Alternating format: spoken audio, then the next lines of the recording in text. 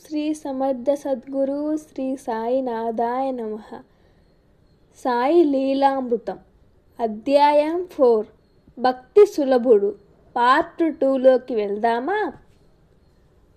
అన్వర్ ఖాన్ కాజీ అహ్మద్ నగర్ సాయిని దర్శించి తేలికాకుడ్ అనే చోటు ఒక మసీదును పునరుద్ధరించడానికి ధనం కోరాడు.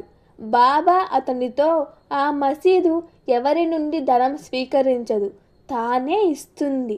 అక్కడ నింబారు కింద 3 అడుగులు తవ్వితే నిధి లభిస్తుంది అన్నారు. తర్వాత బాబా చెప్పినది అక్షరాలు నిజమైంది.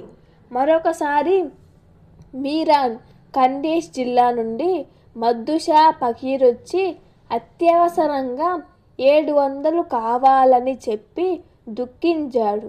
ఆ పైకం బాపు సాహెబ్ జోగ్ను ఇవ్వమన్నారు సాయి. అతడా పైకం సాయికి ఇచ్చాడు. దానిని ఆ ఫకీర్ ఇవ్వమని గులాబ్, లక్ష్మణ్ అనే యువకులు ఇచ్చారు సాయి.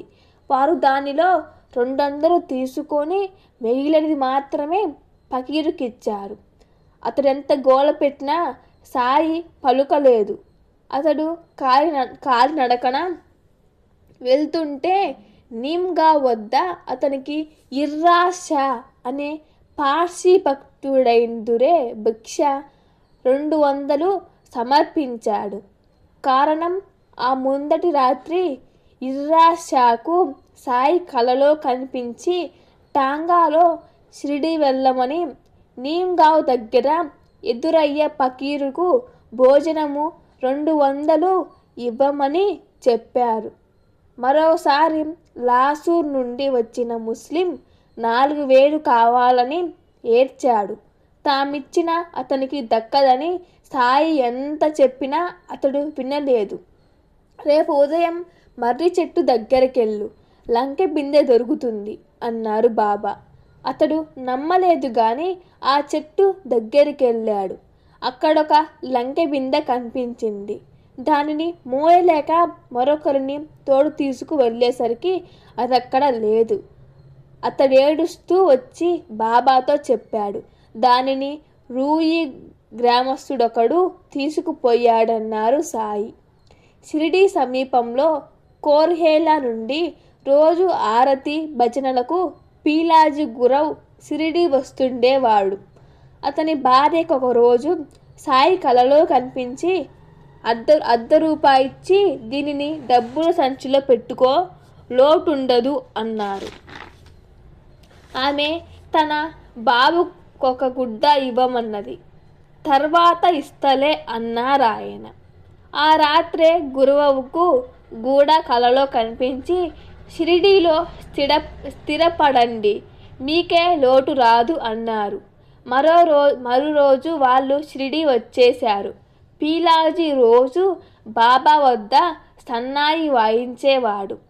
సాయి సమాధి చెందినప్పుడు కప్పిన గుడ్డ వారి కుమారునికి లభించింది. బాబా అలా తమ మాట నిలుపుకున్నారు. ఆత్మారాముని భార్య తగువు పెట్టుకొని చాలా సంవత్సరాలు పుట్టింట్లోనే ఉన్నది. అతడు 1913లో తన తమ్ముడు బీవి వైద్య చెబితే బాబాను దర్శించి ఊది ప్రసాదము తన భార్యకు పంపాడు. చిత్రం, అవి చేరగానే ఆమె భర్త ఇంటికి వచ్చేసి, ఇదే నా ఇల్లు, పుట్టింట్లో సుఖమేమున్నది అన్నది. నాటి నుండి వారు సుఖంగా ఉన్నారు. అలాగే హరిబాబు ఫాన్సే ఒక కలరా రోగికి బాబా ఊది ఇస్తే ఆ వ్యాధి తగ్గడంతో రోగులందరూ వచ్చి అతని వద్దనున్న ఊది అంతా తీసుకుపోయారు. ఇంకేమి చెయ్యాలా అని అతను కంగారు పడుతుంటే నాటిలో ఊళ్ళోనే ఆ వ్యాధి లేకుండా పోయింది. తర్వాత ఫాన్సే పక్క గ్రామంలో ఒక మిత్రుని వద్దకు వెళ్ళాడు. ఆ మిత్రుని తమ్మునితో ఎంతో ప్రమాదంగా జబ్బు చేసి ఏమి చేసినా తగ్గడం లేదు.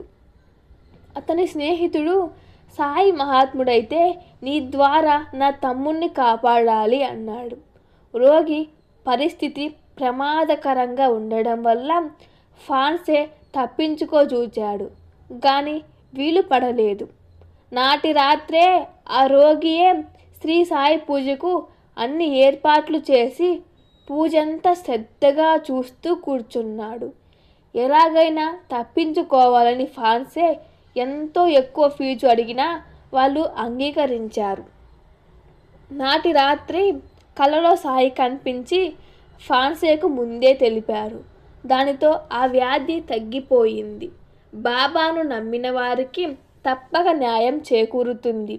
గుహాడ అనే ఊళ్ళో ఒక బ్రాహ్మణునికి ఒక చిన్న నేరానికి మరణశిక్ష విధించారు. అతని మిత్రుడైన ముస్లిం షిరిడీకి వెళ్ళి సాయికి చెప్పుకుంటే ఆయన భగవంతుడు 4 రోజుల్లో కరుణిస్తారు అన్నారు. అతడు అప్పీలు చేసుకుంటూ సరిగ్గా 4వ రోజు కల్లా శిక్ష రద్దీ అయింది. అలాగే ఒకప్పుడు బాంద్రాలోనే కుదువ వ్యాపారులు కొందరు వ్యాపారంలో అక్రమాలు చేశారు. కానీ వారితో పాటు అమ్దదలాలికి కూడా నిష్కారణంగా శిక్ష పడేలా ఉన్నది.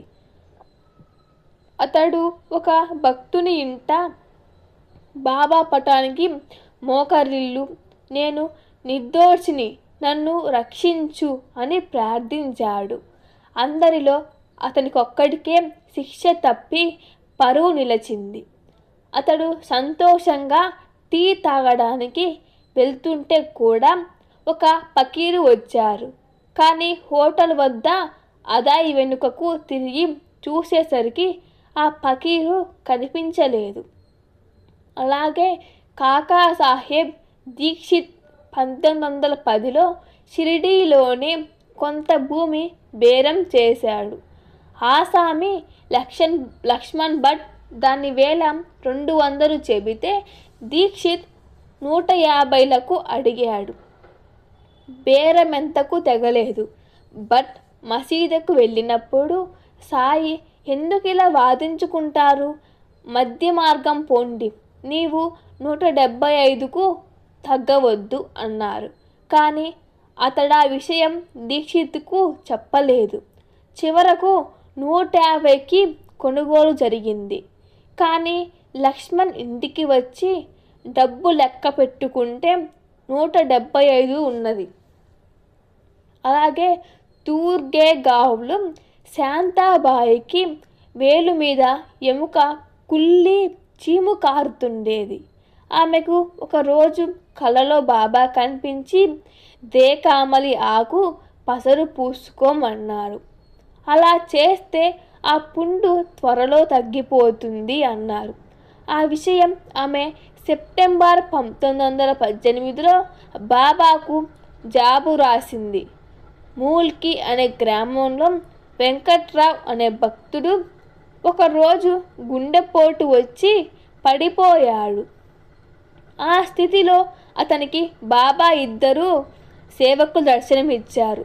అతడు వారిస్తున్నా వినకుండా ఆ సేవకులు అతని కాళ్ళు వత్తారు. తరువాత వెంకట్రావు 1918లో షిరిడీ వెళ్ళినప్పుడు సాయి వద్ద ఆ సేవకులిద్దరిని చూశాడు.